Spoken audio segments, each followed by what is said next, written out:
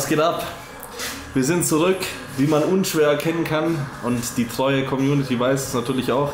Lilaner Hintergrund heißt immer Bunkertime. Zurück in Deutschland, im kalten Berlin, aber so muss es sein, hier fühle ich mich wohl. Und heute wird trainiert, aber warum steht Polacco jetzt hier mit offener Anzugshose und Miracle Hoodie? Ja, Freunde, das dürft ihr euch jetzt fragen. Nee, Spaß beiseite. Was macht man an einem Dienstagmorgen vorm Training? Man lässt sich noch kurz vom Schneider vermessen hier. Auf jeden Fall Ehrenmann am Start. Unter anderem hat er Mr. Performance Suits, wie ich ihn nenne, auch meinen Anzug für den Olympia da gemacht. Und jetzt kommt der Sommer. Das heißt, der Anzug wird abgelegt und jetzt kommt was bisschen entspannteres.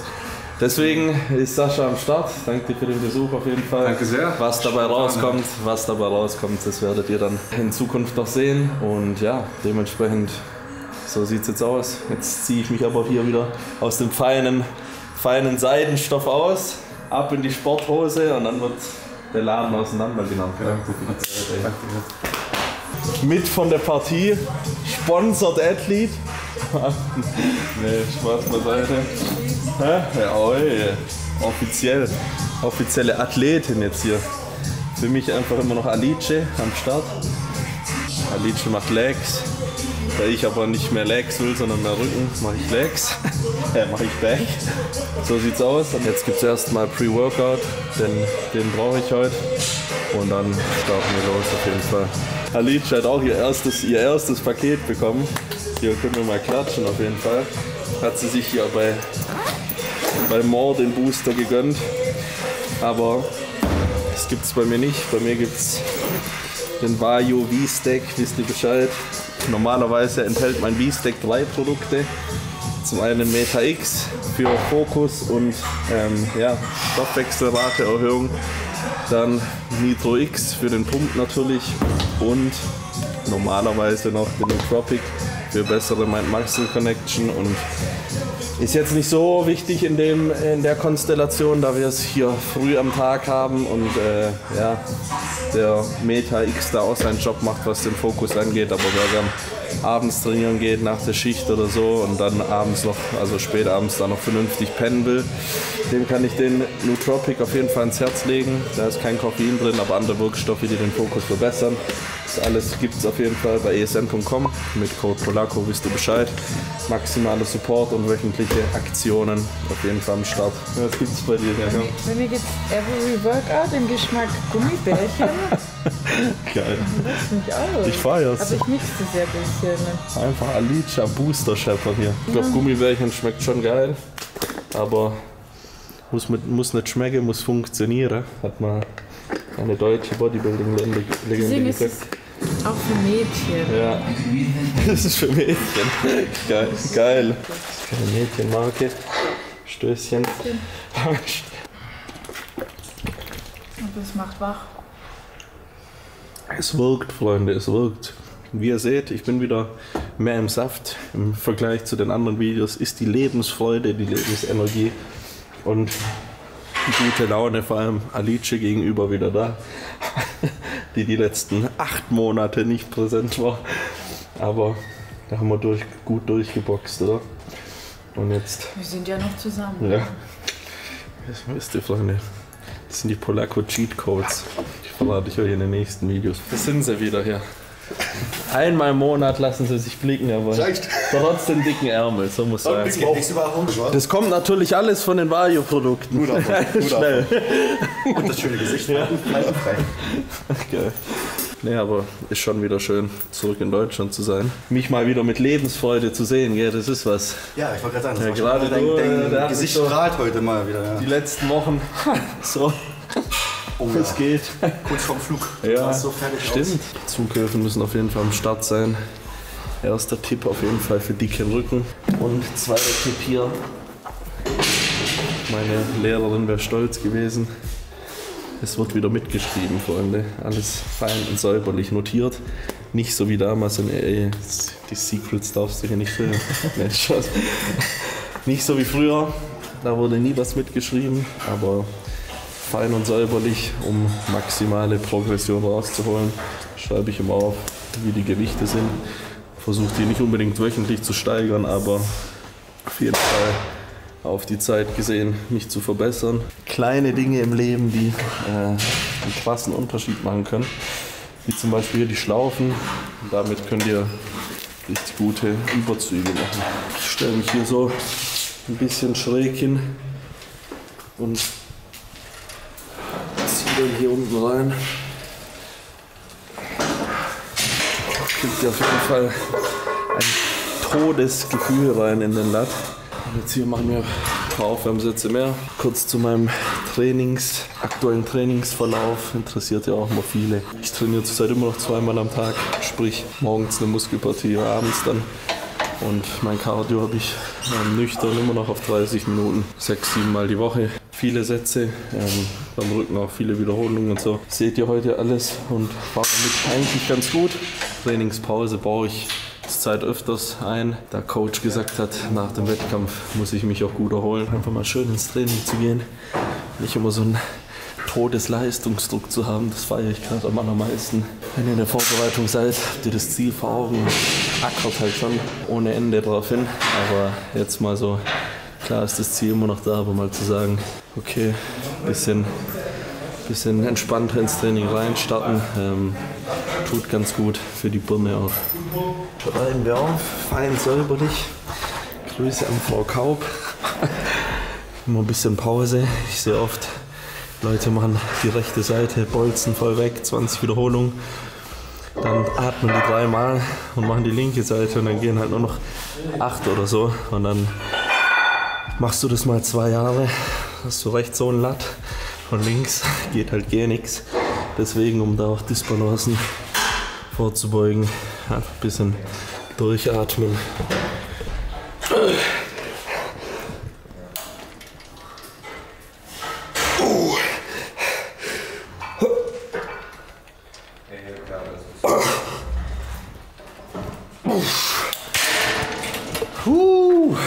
Die ersten 2 eher schwerer und dann den letzten Satz eher ein bisschen leichter bzw. mehr Wiederholung. Manchmal beult sich dann auch noch so eine Intensitätstechnik im letzten Satz rein.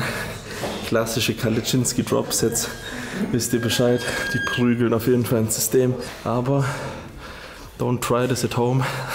Ich habe es in Insta schon gesagt, weil zahlreiche Boys mir geschrieben haben, Jung, ich will auch 2-mal am Tag trainieren, schick mal Plan.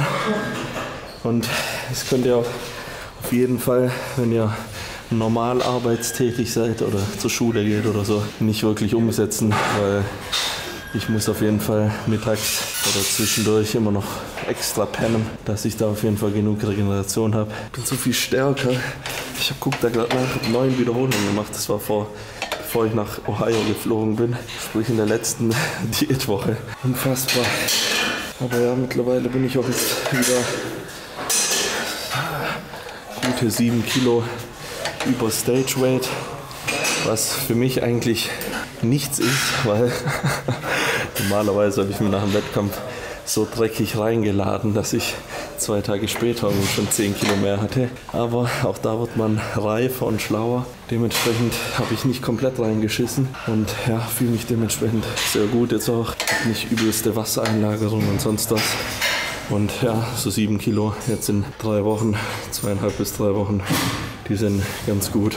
Weil die Olympia-Prep geht bald schon wieder los. Wir haben nicht so viel Zeit. Und ja, wäre jetzt unnötig wieder auf irgendwie 125 Kilo hochzugehen. Weil das muss alles wieder runter. Und jetzt muss eine gute Verbesserung hin und dann wird das eigentlich ganz gut werden. Ich sag's euch, mir sind auch schon Sachen passiert im Studio. Real Talk, wer sich noch nicht eingeschissen hat beim Kniebeugen machen, der hat noch nie gebeugt. Nee, aber übelste Gym-Fails schon. Beim ersten Studio, weiß ich noch, mit 15, klassisch die Hantelbank weggedrückt bis zum geht nicht mehr. Kam ich eines Tages ins Studio, war die halt so belegt, dass auf der einen Seite voll viel Gewicht war, auf der anderen weniger. Also ich ziehe natürlich von der Seite, wo weniger Gewicht ist, die 20er runter. Das Ding haut komplett um die Ohren, das halbe Studio steht da, guckt mich an. ich übel lost. Aber ja, ich glaube, das macht jeder mal mit. Schreibt mal euren krassesten Gym-Fail in die Comments. Dann habe ich da auf jeden Fall auch mal was zu lachen.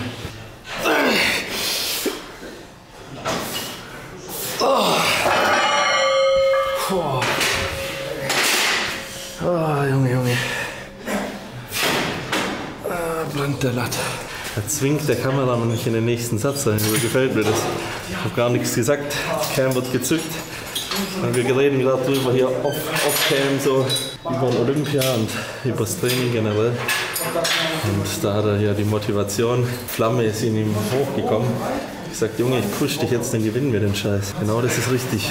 Deswegen machen wir jetzt auch einen Dropsatz. Sprich, wir gehen rein, bolzen so viel weg wie es geht. Eine Platte runter, bolzen so viel weg wie es geht. Noch eine Platte runter. Dann sollten wir völlig durch sein.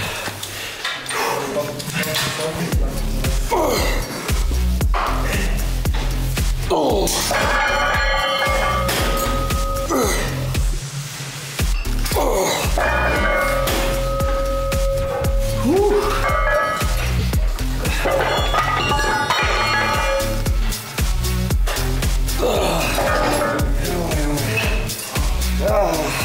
Jetzt haben wir gerudert. Was machen wir als nächstes? Wir rudern nochmal, wer die Ohio-Videos geschaut hat. Der kennt die. Grüße an Coach Stefan. Jetzt kommt seine Spezial-Row-Variante. Die ist richtig nice.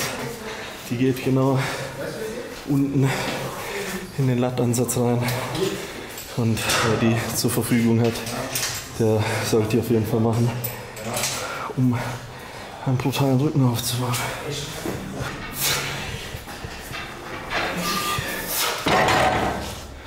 Eins zum Reinkommen.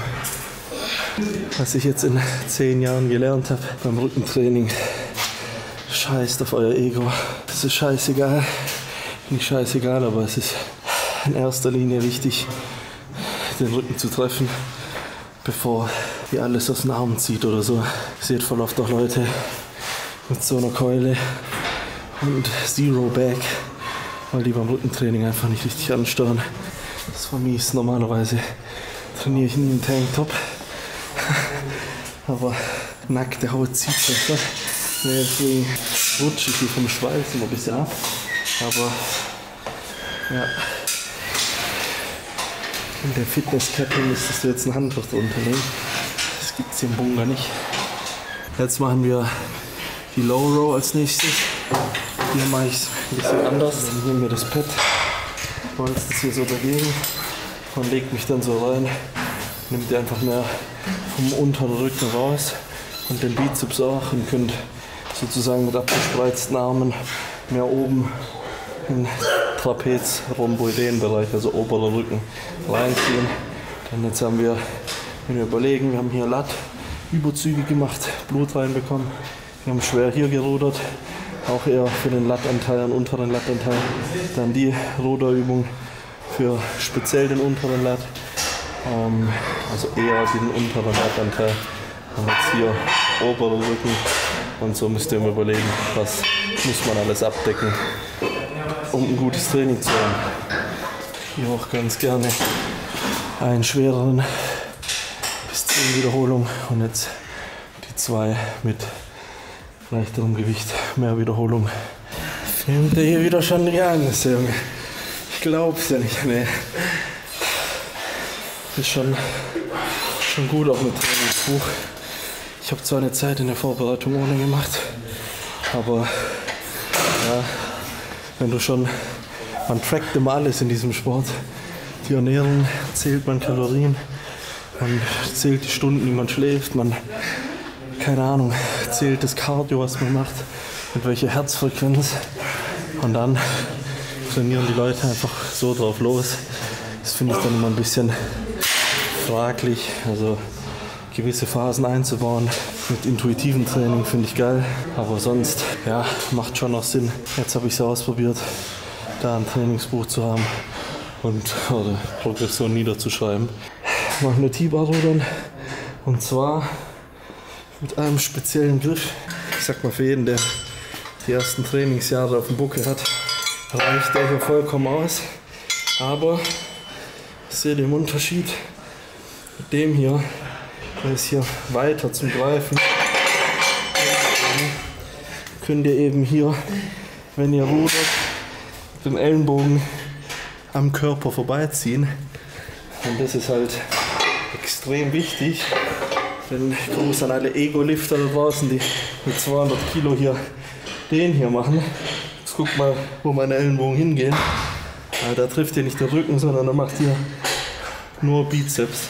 Und wenn du dann hier deine 8 Scheiben nimmst und den hier machst wie ein Affe im McFit, dann wirst du halt nie einen Rücken kriegen, sondern vielleicht hier einen dicken Brachialis.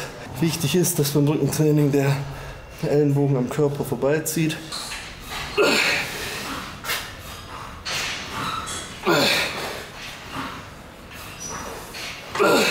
Abschließend machen wir jetzt noch Klimmzüge. Flex Wheeler, höchstpersönlich mein Nonplusultra Favorite Bodybuild Lifetime ever. Zu mir gesagt hat jetzt bei der Arnolds, Junge, mach am Ende vom Training Klimmzüge. Und wenn du da irgendwie 110 Kilo wiegst und übelst viele Klimmzüge kannst, dann hast du einen riesen Rücken. Etwas breiter, ist dann noch ekliger, aber ihr werdet sehen, wenn ich abkacke, mache ich auch keine kompletten Klimmzüge, sondern ziehe mich dann eher nur noch mit jeder Faser, die irgendwie noch zucken kann, da hoch, und das ist auch schon eine Wiederholung. Also da sieht es bei über 100 Kilo Männern auf jeden Fall witzig aus. Ich habe es off-cam schon gesagt, Trick 17, Freunde, bei Klimmzügen dazwischen immer so viel labern mit irgendjemand, dass ihr mehr Satzpause habt, dass ihr nicht ganz so abkackt, aber hier jetzt live on cam, ich habe euch nichts zu verbergen. Letzter Satz Klimmzüge, Polacco an der Stange am Abschmieren. Alles für den dicken Latt.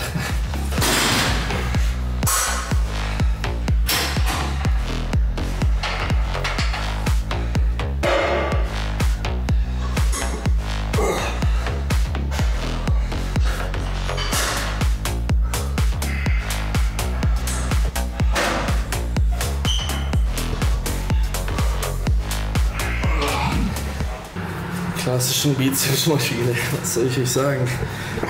Vom Rückentraining ist der Bizeps jetzt schon ein bisschen warm, aber ich mache trotzdem noch was zum Reinkommen.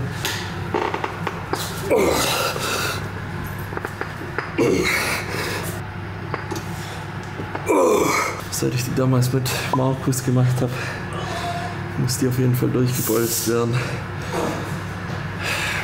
Wir will einen Dreh mit Markus Rühl mal wieder haben.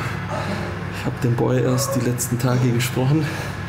Ich glaube, wir müssen ja mal für die Off-Season einen Besuch in Darmstadt abstatten mal wieder. Markus nach wie vor ein Mentor und auf jeden Fall immer gut, den zu sprechen.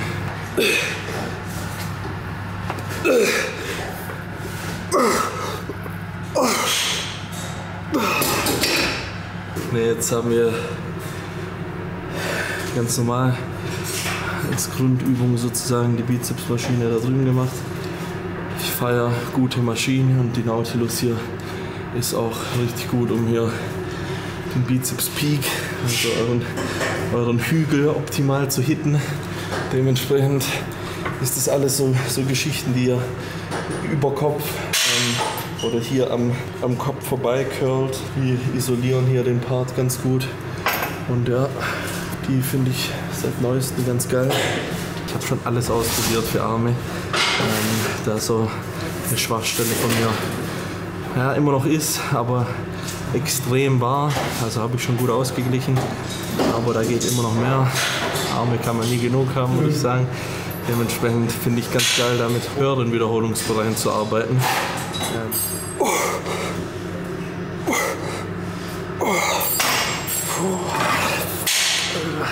Ja, dann manchmal spreche ich auch ein ernstes Wörtchen zu mir selber. Da hatten wir das war die zweite Session am Tag, am 16.03. Das war eine Leg-Session.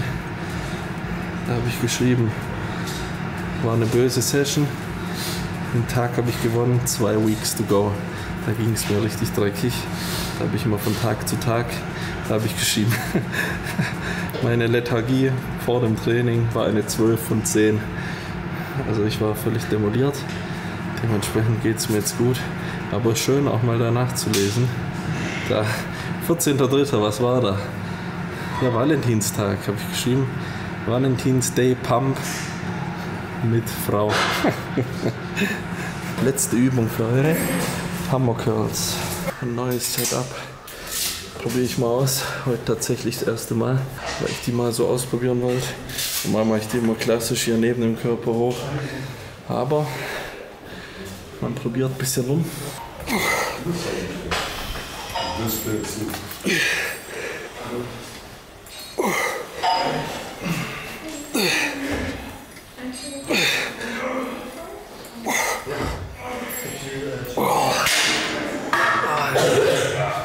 Kurz mal 21 Reps rausgehauen hier. Ja, aber fühlt sich gut an.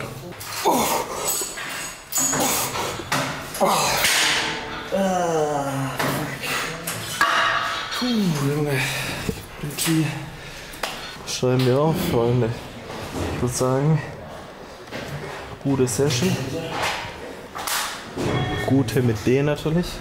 Pump war eine klassische 8,5 von 10. So habt ihr einen Einblick mal bekommen in den aktuellen Verlauf, wie es jetzt die nächsten Wochen bei mir weitergeht. Und ja, ihr seid jetzt natürlich immer mit am Start, wenn es heißt Mission Olympia 23. Da kochen wir auf jeden Fall ein gutes Paket zusammen. Ansonsten, wenn ihr uns beide supporten wollt, vor allem Alice jetzt auch, seit neuestem im Supporter-Game, könnt ihr bei More bestellen. Mit welchem Code? Natürlich mit Alice. Oder esn.com abchecken mit Polacco. Wer das Training loggen will und uns direkt supporten will, kann auch Miracle Wear abchecken. Bald kommen unter anderem andere Pieces noch. Wir wollen noch nicht zu viel verraten. Aber genau, seid da auf der Hut und checkt's ab. Und wir sehen uns nächstes Mal. Bis dahin, adios amigos. Was sagst du? Mach dein Klasse. Ja.